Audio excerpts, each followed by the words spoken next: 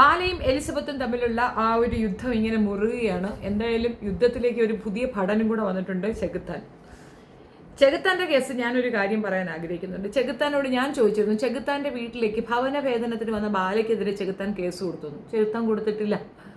പിന്നെ ചെകുത്താൻ അങ്ങോട്ട് ഓടി എലിസബത്തിന്റെ അടുത്ത് ചെന്നത് എന്തിനാണാവോ? ഈ വിട്ടാനാ? എടാ, നിനക്ക് ആവശ്യമുള്ള പണി ചെയ്താൽ പോരടാ ചെകുത്താനെ. ആ പെങ്കൊച്ചാണെങ്കിൽ അത്യാവശ്യം ബോൾഡാണെന്ന് പറയുന്നുണ്ട്. മാത്രമല്ല, കഴിഞ്ഞ 2 വീഡിയോയ്ക്കകത്ത് പറഞ്ഞതുപോലെയല്ല എലിസബത്തിന്റെ ഇന്നലത്തെ വീഡിയോയ്ക്കകത്ത് അത്യാവശ്യം നല്ല സ്ട്രോങ് ആയിട്ടൊക്കെ സംസാരിക്കുന്നുണ്ട്. അപ്പോൾ ഇത്രയും നന്നായി സംസാരിക്കാൻ അറിയുന്ന എലിസബത്തിന് ജസ്റ്റ് ഒരു പേപ്പറിലെങ്കിലും അവിടെ ഒരു പോലീസ് സ്റ്റേഷനിൽ കൊണ്ടുപോയി ഇങ്ങനെ ഒരു വിഷയമുണ്ട്, എനിക്കിങ്ങനെ പല കാര്യങ്ങളും അറിയാം, എന്നെ ഇതുപോലെ സെക്ഷൽ ആയിട്ട് ഉപയോഗിച്ചിട്ട് എന്നെ വെറുതെ എടുത്ത് ദൂരെ കളഞ്ഞു എന്നൊക്കെ പറഞ്ഞു കൊടുത്തൂടെ? നിലനിൽക്കില്ല എന്നൊരു പേടി പുള്ളിക്കാരത്തിക്കുണ്ട്. എന്നെ ഒരുപാട് രീതിയിൽ ഉപദ്രവിച്ചിട്ടുണ്ട്. അന്ന് എനിക്ക് മാനസികമായിട്ട് ഇങ്ങനെ ഒരു പ്രശ്നമുള്ളത് കൊണ്ട് എനിക്ക് അന്ന് സംസാരിക്കാൻ പറ്റിയിട്ടില്ല. ഇപ്പോൾ എനിക്ക് അതിനുള്ള അവസരമായി, എന്നെ വിവാഹ തട്ടിപ്പ് നടത്തി എന്നൊക്കെ പറഞ്ഞൊരു കംപ്ലൈൻറ്റ് കൊടുക്ക്. എന്താ കംപ്ലൈൻറ്റിന് പറ്റാത്ത? കംപ്ലൈൻ്റ് ഒന്നും കൊടുത്തില്ലെന്നാണ് എനിക്ക് മനസ്സിലായത്. ചെകുത്താൻ്റെ ഇതൊന്നും ഞാൻ കേൾക്കാൻ പോയില്ല. പക്ഷെ കേൾക്കാൻ താല്പര്യമില്ല. എൻ്റെ റീസൺ മറ്റൊന്നുമല്ല, ചെകുത്താൻ ഹിംസെൽഫ് ഒരു പരാജയമാണ്. കാരണം ഏറ്റവും നല്ലൊരു പോർഷനാണ് ഒരാളുടെ വീട്ടിലേക്ക് വരിക. ഇപ്പോൾ വീട്ടിൻ്റെ പുറത്തുനിന്ന് വെല്ലുവിളിയല്ലായിരുന്നു, അയാളുടെ വീട്ടിലേക്ക് ഇടിച്ചു കയറുകയാണ് ചെയ്തത്. തോക്കും കൊണ്ട് ചെന്നിട്ടുണ്ടെന്നാണ് പറയുന്നത്. അത്രയും ചെയ്ത ഒരു വ്യക്തിയെ ഒന്നും ചെയ്യാതെ വെറുതെ വിട്ട ഒരാളാണ് ചെകുത്താൻ. ഈ വായ്ത്താളം മാത്രം പോരാ, നമ്മൾ ആക്ഷനിലും കൂടെ ഇറങ്ങണം. ഇപ്പം ഇത് ഒരു കാര്യവും ഇല്ലാതെ ആ പെങ്കൊച്ചിന് പോയി എന്ത് പറഞ്ഞിട്ട് വന്നൊന്നും എനിക്കറിയത്തില്ല. പക്ഷെ അവൾക്ക് നല്ല മനസ്സിന് ബലം കിട്ടി കാണും. പിന്നെ ഒരു കാര്യത്തിൽ എലിസബത്തിന് സമാധാനിക്കാൻ, കാരണം മൊത്തം ഏകദേശം മിക്കവാറും യൂട്യൂബേഴ്സൊക്കെ എലിസബത്തിൻ്റെ ഒപ്പമാണ്. ഗ്രൗണ്ടും എലിസബത്തിന് സപ്പോർട്ടീവായിട്ടാണുള്ളത്. ഇനി എലിസബത്ത് ചെയ്യേണ്ടത് ചെയ്യണം. നമ്മൾ ചെയ്യേണ്ടത് നമ്മൾ തന്നെ ചെയ്യണം കുട്ടി. അല്ലാണ്ട് അതിനകത്തിരുന്നു കൊണ്ട് ആരെയെങ്കിലുമൊക്കെ എന്തെങ്കിലുമൊക്കെ പറഞ്ഞിട്ടൊന്നും കാര്യമില്ല. പുള്ളി പതറിയിട്ടുണ്ട്. പുള്ളി വേറെന്തൊക്കെ എവിഡൻസ് കൊണ്ട് ഇറങ്ങുമെന്ന് പറയുന്നുണ്ട്. അയാൾക്കൊപ്പം ജീവിച്ച എലിസബത്തിന് മനസ്സിലാവാത്ത കാര്യമൊന്നുമില്ല. അയാൾ മാനിപ്പുലേഷൻ്റെ ഉസ്താദാണ്. അവൻ ഏത് രീതിയിൽ ഇത് വളച്ചൊടിക്കും. നിങ്ങൾ വിഷം കൊടുത്തു എന്നൊക്കെ പറഞ്ഞുകൊണ്ട് ഒരു കേസ് കൊടുത്താൽ നിങ്ങൾക്ക് പ്രശ്നമാകും. മാനഹാനിക്ക് കേസ് കൊടുത്താൽ പ്രശ്നമാകും. നിങ്ങളപ്പം വാദിയല്ല, പ്രതിയാണ്. ഇപ്പോൾ നിങ്ങളൊരു പെറ്റീഷൻ ഫയൽ ചെയ്യുന്നത് എന്തുകൊണ്ട് നല്ലതായിരിക്കും. ഇതുപോലെ ഭയന്നിരുന്ന ഒരാളുണ്ടായിരുന്നു, അമൃത. ഭയങ്കര പേടിയായിരുന്നു. ഞാൻ അന്തം വിട്ടുപോയി. അവരുടെ ആ ഒരു എഗ്രിമെൻറ്റ്, കോർട്ടിൽ എഴുതി വെച്ച എഗ്രിമെൻറ്റ് കണ്ടപ്പോൾ ശരിക്കും പറഞ്ഞാൽ ഒരു പൊട്ടീര് കൊടുക്കാനാണ് തോന്നിയത് അമൃതയ്ക്ക്. കാരണം അവളുടെ കയ്യിലിരിക്കുന്ന അത്രയും വലിയൊരു തുറുപ്പ് ചീട്ട് വെച്ചിട്ടാണ് ഇയാൾ പറയുന്ന മുഴുവൻ അപരാധവും കേട്ടുകൊണ്ട് ഈ കുട്ടി കാലങ്ങളായി മിണ്ടാതിരുന്നത്. അവസാനം ആ കുഞ്ഞിനെ കൊണ്ട് തുറന്ന് പറയിപ്പിക്കേണ്ടി വന്ന ഒരു അവസ്ഥയൊന്നും ആലോചിച്ച് നോക്കും. പറയേണ്ട സമയത്ത് പറയണം. ചില നഷ്ടങ്ങൾ നമുക്ക് വരും. നോ പെയിൻ നോ ഗെയിൻ എന്നാണ്. എന്തെങ്കിലും നേടണമെങ്കിൽ അങ്ങനെ തന്നെ. അപ്പോൾ ഇതിനകത്തുള്ള ലാഭം എന്താണെന്ന് പറഞ്ഞാൽ, മോറൽ സൈഡ് എന്താണെന്ന് പറഞ്ഞു കഴിഞ്ഞാൽ, കോക്കില ചേച്ചിയും കൂടെ കളഞ്ഞിട്ട് അയാൾ അടുത്ത ഇരയ്ക്ക് പോകത്തില്ല. മാത്രവുമല്ല, ഇയാളെ ഇൻ്റർവ്യൂ എടുക്കാനും മറ്റുമൊക്കെ ആയി അത്യാവശ്യം പുതിയ കുട്ടികളും ഒക്കെ അങ്ങോട്ട് പോകുന്നുണ്ടല്ലോ. അവനാഗ്രഹം തോന്നുന്നതിനൊക്കെ അവൻ ചൂണ്ടു എന്നൊക്കെയാണ് പറയുന്നത്. പുള്ളിയുടെ വായ്ത്താളമാണ്. ബട്ട് സ്റ്റിൽ അതൊരു പ്രശ്നമാണ്. എന്തുകൊണ്ട് ഇവന് ചെന്നൈയിൽ നിൽക്കാൻ പറ്റുന്നില്ല? ഇവൻ്റെ സ്വദേശം അവിടെയാണ്, ഇവൻ്റെ ബന്ധുക്കളൊക്കെ അവിടെയാണ്. ഇവൻ എന്തുകൊണ്ട് അവിടെ നിൽക്കാൻ പറ്റുന്നില്ല? ഇവിടെ അവന് നല്ല കൂട്ടുകെട്ടുണ്ട്. ആ കൂട്ടുകെട്ടും അതിൻ്റെ ഡീറ്റെയിലും ഒക്കെ അറിയാം. കൂടെയുള്ള വക്കീൽ അദ്ദേഹത്തിൻ്റെ ഹസ്ബൻഡിനെയും ലൊക്കേറ്റ് ചെയ്ത് ഒന്ന് അന്വേഷിച്ച് കഴിഞ്ഞാൽ കിട്ടാവുന്ന വിവരങ്ങളേ ഉള്ളൂ. വളരെ വളരെ നിസ്സാരമായിട്ട് നമുക്കത് പുറത്തു കൊണ്ടുവരാൻ പറ്റും. ഭയങ്കര പെരിയ ഗുണ്ടാ സംഘങ്ങളാണ്. അവർക്കൊപ്പം നിന്നുകൊണ്ട് ഇവിടെ നടത്തുന്നത് എന്താണെന്ന് നമ്മൾ അന്വേഷിക്കേണ്ടിയിരിക്കുന്നു. ഇത് പൊതുസമൂഹം ഏറ്റെടുത്തൊരു കേസാണ്. എലിസബത്തിന് ധൈര്യമായിട്ട് ഇനി മുൻപോട്ട് പോകാമെന്നുള്ളതാണ് ഞാൻ മനസ്സിലാക്കുന്നത്. കഥയും പാട്ടും പാർട്ട് ബൈ പാട്ടൊക്കെ അവിടെ ഉണ്ട്. ഇതൊന്നും ഞാൻ കേൾക്കാൻ തയ്യാറല്ല. അതിൻ്റെ വേറെ റീസൺ എന്താണെന്ന് പറഞ്ഞു കഴിഞ്ഞാൽ, നമ്മളിങ്ങനെ ഓൺലൈൻ ത്രൂ ചെയ്യുന്നതിനെക്കാട്ടിയും ആക്ഷൻ ചെയ്യുക എന്നുള്ളതാണ്. അപ്പുറത്ത് നിൽക്കുന്ന ഒരു കൊടിയ ക്രിമിനലാണ്. അയാളുടെ കയ്യിലുള്ള ക്രിമിനലിസം ഏകദേശം മനസ്സിലായിട്ടും ഇവിടുന്ന് ഓടി രക്ഷപ്പെട്ട താൻ തിരിച്ചു വന്നിട്ട് ഇവിടെ നിലനിൽക്കണമെന്നുണ്ടെങ്കിൽ താൻ അനുഭവിച്ച അപമാനം, തന്നെ ഇൻസൾട്ട് ചെയ്ത രീതി ഒക്കെ മനസ്സിലായ സ്ഥിതിക്ക് പ്രതികരിക്കുക എന്നുള്ളതാണ്. പഴയ കാലവുമല്ല. പിന്നെ വീട്ടിലേക്ക് വിളിച്ചു കൊണ്ടുവരുന്നു, ആരോ പ്രോമിസ് ചെയ്യുന്നു അവൻ്റെ ജീവിതത്തിൽ ഇനി വേറൊരാളും ഉണ്ടാകത്തില്ല എന്ന് പറയുന്നത്. അപ്പോഴൊക്കെ കംഫർട്ടായ തനിക്ക് സത്യം പറഞ്ഞാൽ ഇതൊന്നും പറയാനുള്ള അർഹതയില്ല എലിസബത്തിന്. കാരണം അമൃതയെ ഉപദ്രവിക്കുന്ന കണ്ടിരുന്നു, എന്നിട്ട് തിരിച്ചു പറയാതെ അത് പാടില്ല എന്ന് പറയാനുള്ള മാനസിക എളുപ്പം കാണിക്കണം. അത് ചെയ്തില്ല. പകരം അയാൾക്കൊപ്പം നിന്നുകൊണ്ട് അന്ന് ചെയ്തു. ഇതേപോലെ ഇപ്പം ചെകുത്താൻ്റെ വീട്ടിലേക്ക് പോകുമ്പോഴും അതിനകത്ത് എലിസബത്തിൻ്റെ സാന്നിധ്യം ഉണ്ടായിരുന്നു. എനിക്ക് പറ്റില്ല എന്ന് പറയണമായിരുന്നു. അന്നും റിയാക്ട് ചെയ്തില്ല, സഹകരിച്ചു. പേടിച്ചിട്ടാണെങ്കിൽ പോലും സഹകരിച്ചു. അപ്പം അതിനകത്ത് ഒരുപാട് പ്രശ്നങ്ങൾ ഉണ്ട് എന്നുള്ളതാണ് ഞാൻ മനസ്സിലാക്കുന്നത്. പഴയതൊക്കെ പോട്ടെ, ഇപ്പോഴും അത് തന്നെയാണ് തുടരുന്നത്. എനിക്ക് പേടിയാണെന്ന് പറയുമ്പോൾ പേടിയുള്ള ഒരാൾ ഇങ്ങനെ വീഡിയോ ഇടുമോ? നിങ്ങൾ വീഡിയോ ഇടുന്നുണ്ടല്ലോ, ഈ ധൈര്യം മതിയല്ലോ ഒരു പേപ്പർ എഴുതി അവിടെ പെറ്റീഷൻ കൊണ്ട് കൊടുക്കാൻ. അവരെടുക്കുന്നതും എടുക്കാത്തതും ഒക്കെ അവരുടെ ഇഷ്ടം. എനിക്കത് ഓൺലൈൻ രജിസ്റ്റർ ചെയ്യാമല്ലോ.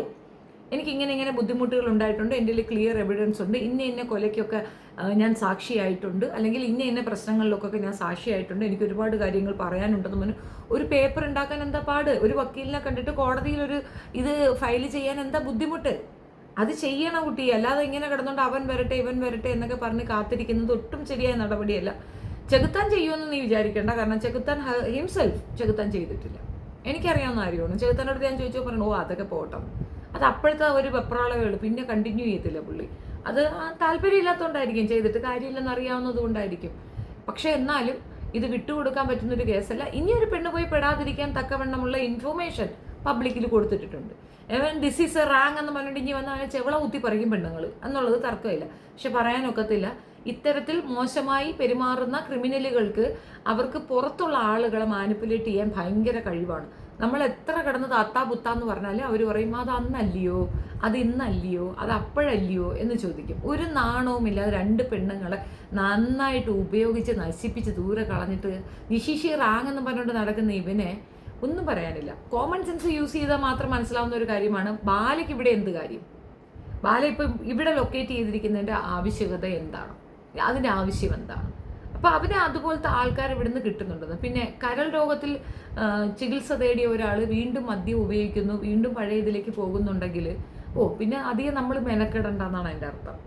കരൾ രോഗം വെച്ചിട്ട് പിന്നെ ഇതുപോലത്തെ പരിപാടികൾ മണി അങ്ങനെയായിരുന്നു, കലാഭവൻ മണി. നമ്മൾ എന്തുണ്ടാക്കിയിട്ടും കാര്യമില്ല, അനുഭവിക്കാൻ നമുക്ക് ആയുസ്സും കൂടെ വേണം. അതില്ലാണ്ടായി പോകും. ആ ബോധം അവനില്ലെങ്കിൽ ചെയ്യട്ടെ എന്നുള്ളതാണ്. ഏതായാലും ഇതിനകത്ത് ഏറ്റവും കൂടുതൽ ഗെയിൻ എടുക്കാൻ പോകുന്നത് കോക്കി ചേച്ചിയാണ്. കോക്കി ചേച്ചി ഇതിനെക്കാട്ടി സ്ട്രോങ് ആണ്. അയാൾ വീഡിയോ എടുക്കുന്ന സമയത്ത് ഇപ്പുറത്ത് നിന്നുണ്ടെങ്കിൽ തകർക്കുന്നുണ്ട്. തെറ്റിദ്ധരിപ്പിച്ചതാണെന്നൊന്നും പറയാനൊക്കത്തില്ല. കാരണം ഇത്രയധികം പെണ്ണുങ്ങൾ അയാളുടെ ലൈഫിൽ വന്നിട്ടുണ്ടെങ്കിൽ മമ എന്ന് പറഞ്ഞാൽ അയാൾ പിറകെ നിൽക്കുന്നുണ്ടെങ്കിൽ ആ പെൺകൊച്ചിനെ കാര്യം തെറ്റിദ്ധരിപ്പിച്ചതല്ല, അവളിത് അഡ്ജസ്റ്റ് ചെയ്യാൻ തയ്യാറാണെന്നാണ്. അതാണ് അതിൻ്റെ അർത്ഥം. പിന്നെ അമൃതയുടെ കേസ്, അമൃത ആദ്യത്തെ ഭാര്യയാണ്. അമൃത മറ്റൊരാളുമായിട്ട് ജീവിക്കുന്നതോ രക്ഷപ്പെടുന്നതോ ഒരു കാരണവശാലും അയാൾ സമ്മതിക്കത്തില്ല. അമൃത അയാളെ കാണിക്കാൻ വേണ്ടിയിട്ടാണ് പല ധാഷ്ട്യം നിറഞ്ഞ കാര്യങ്ങളൊക്കെ പബ്ലിക്കിൻ്റെ മുമ്പിൽ ചെയ്തത്. അത് പബ്ലിക്കിലാണ് ഒരു ബാഡ് ഇമ്പാക്റ്റ് കൊടുത്തത്. അയാൾക്ക് പുല്ല് വിലയായിരുന്നു. പക്ഷെ പബ്ലിക്കിൻ്റെ മുമ്പിൽ ഇമേജ് നശിപ്പിക്കപ്പെട്ടു എന്നുള്ളതാണ് അമൃതയ്ക്ക്.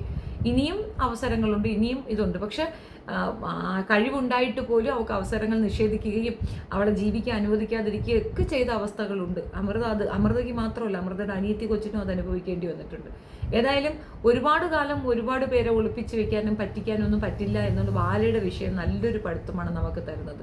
ഈ കുട്ടി പറഞ്ഞ കണക്ക് പല കൊലപാതകങ്ങളും പല വിഷയങ്ങളിലും ബാലയുടെ കൈയുണ്ട് എന്നുള്ളതാണ്. ഈ മോൺസൺ മാവുങ്കലിൻ്റെ ഇഷ്യൂവിൽ തന്നെ ബാല അതിനകത്ത് മെയിൻ ആളായിരുന്നു.